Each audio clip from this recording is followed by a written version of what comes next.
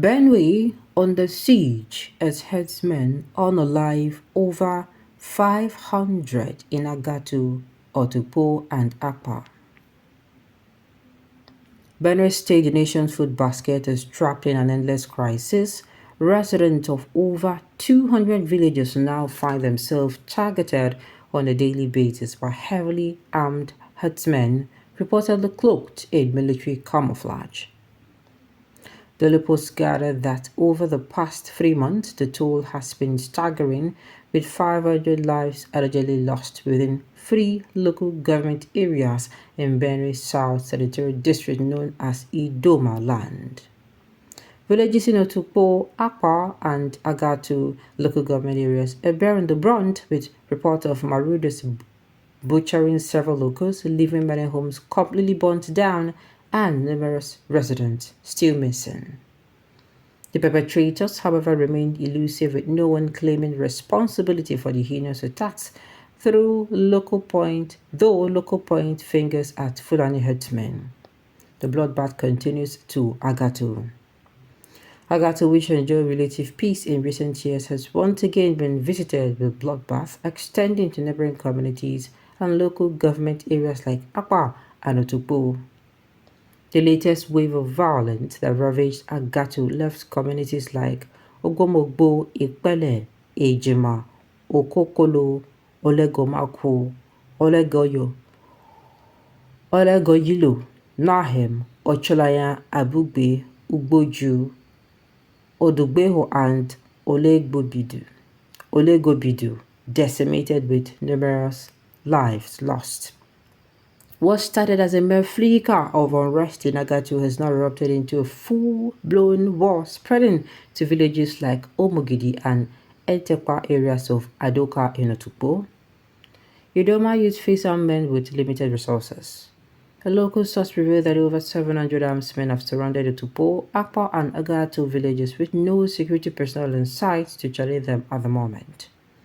Despite the valiant efforts of Idoma youth from Ohomini who volunteered to defend their ancestral homes, they're faced with formidable adversaries armed with highly sophisticated weapons like MG3, Heckler, and Koch G3, AK-47, and other dangerous arms. Villagers have continued to bemoan the scarcity of security personnel in the affected areas. A local vigilante who refused to be named recounted a recent encounter with security personnel who, rather than offering protection, warned against any retaliatory actions. He told a reporter, "We, the youth from Ohomeni and Ubuju, came here to help our brothers and sisters, but things turned out really tough. The security people who were supposed to protect us did not do a good job. When we got there, one of them warned us that if we shoot without caution, they would take away our guns. We have only Dane guns, also called Shakabola, and 10 rounds of ammunition. But when we went into the forest, things were much harder than we thought. The enemies we faced were too difficult to handle, and we had to retreat." In a widely circulated video obtained by our reporter, one of the volunteers currently on the battlefield revealed what the villagers were going through.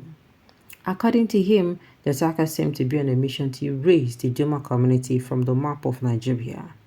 We are about 50 youth from the neighboring communities, and when we arrived here, the situation was way beyond our expectations. Facing these people with our dingo is a suicide mission. They are fully clad in military uniforms. Unfortunately, we fell into the ambush and they unalived 4 of us. Currently, we are trying to retrieve the bodies from the bush to prevent them from decaying, but we no longer have ammunition. These attackers shoot on sight. We urge the government to please come to our aid. Idoma leaders, please help us. We are under siege. Our land is under attack and they're slaughtering us like chickens. Without any provocation, they unleash gunfire on anyone in their line of sight. Our land is besieged, and we're left bewildered about what led to this, he lamented. The military has also not been spared from the ongoing onslaught. Just last week, Operation Bullstroke suffered a significant blow after losing 3 of its members in a coordinated attack perpetrated by suspected Fulani herdsmen in Agatu. In a detailed account of the invasion by the marauding herders and the huge cost paid by the troops to secure Agatu, the OPWS Force Commander, Major General Sunday Igbon Igbinowahia explained that his troops deployed to the Agbo community reacted following the huge number of people fleeing the Okokolo community penultimate Thursday. According to him, on inquiry, the troops were informed that terrorists suspected to be ants men were advancing towards the town to attack it. The troops immediately mobilized and proceeded to the community, which is about 15 kilometers from their base. The success achieved was, however, at a huge cost, with three of the troops paying the supreme sacrifice to prevent the unaliving of the inhabitants of the Okokolo and the intended sacking of the community. A hopeless state.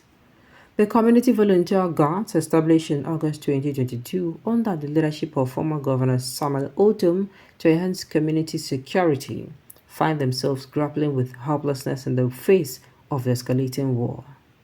A member of the Guard who expressed dissatisfaction pointed out that the current government is not giving them the necessary support and attention they need. According to the Guard member, Governor Hyacinth Alia should set aside politics and come to the rescue of his people. He pleaded, "This is not the time for politics. The governor is not really giving us the attention and the necessary support. We expected him to do more because this fight is beyond the police or army alone. We are residents of these communities. We know all the corners and can contribute in our own small way to support the other security agencies. If this continues, one day you might wake up to find Idoma land has been fully taken over by Fulani herdsmen."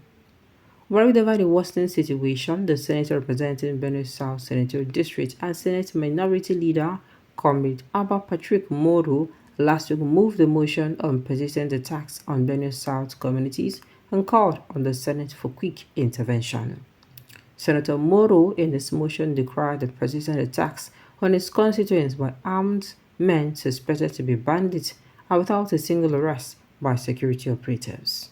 He mentioned the Thursday, January 18, 2024, unprovoked and ruthless attack on Okokolo, Abuja, and Ochonoya communities of Agatu local government area, which left in its wake loss of many lives and wanton destruction of several means of livelihood worth hundreds of millions of naira.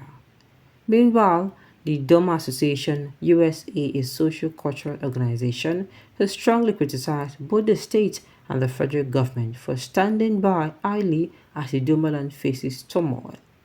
During a news conference held recently, the president of a group, Edwin Ochai, called upon the leaders of Idoma land to resist and confront what he described as a war of attrition going on in Benue. He said, "It is unacceptable that our people are left defenseless, homes destroyed, and farm produce decimated. Why is it that Benue is always in the news for the wrong reasons, and why is the government not doing anything about it? Is there a plan to raise Benue State completely? Because I don't understand. With the past administration, Benue was the most hit. Now today, Benue is still in the news. What is going on? The government certainly is not doing enough. And certainly these people need backup because they are now even coming out to even try to, see how they can even defend themselves. Something should be done about this, please. Something should really be done about this.